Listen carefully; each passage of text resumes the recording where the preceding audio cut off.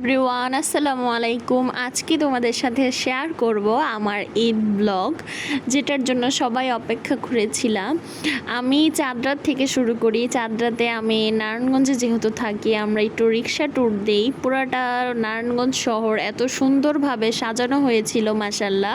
পরে ঈদের দিন সকালে সবার প্রথম ঘুম থেকে উঠে বিছানায় নতুন একটা চাদর বিছিয়ে নিই। তারপর আমি রান্না শুরু করে দেই। প্রথমেই গরুর গোস্তটা রান্না করে ফেলছিলাম, আর পাশাপাশি সেমাই রান্না করব, এই জন্য দুধ গরম করে নিচ্ছিলাম। তারপর তার কাপড়গুলা বের করে আমি সুন্দর করে একটু ভিডিও করে নিই। সে যেহেতু গোসল করে এসে রেডি হবে, তারপর তাকে সেমাই দেই। সে খেয়ে মাশাল্লাহ নামাজ পড়তে চলে যায়।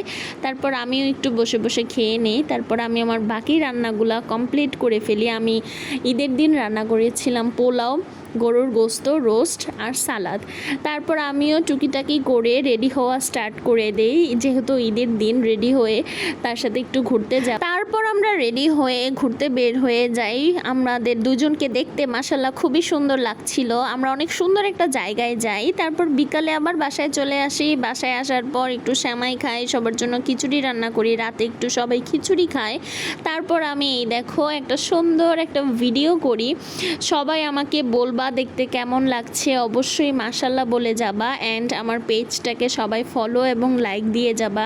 আর তোমরা কে কীরকম ভিডিও দেখতে পছন্দ করো আমাকে অবশ্যই কমেন্ট করে জানাবা। আর তোমাদের ঈদ কেমন কাটলো সেটাও আমাকে জানাবা।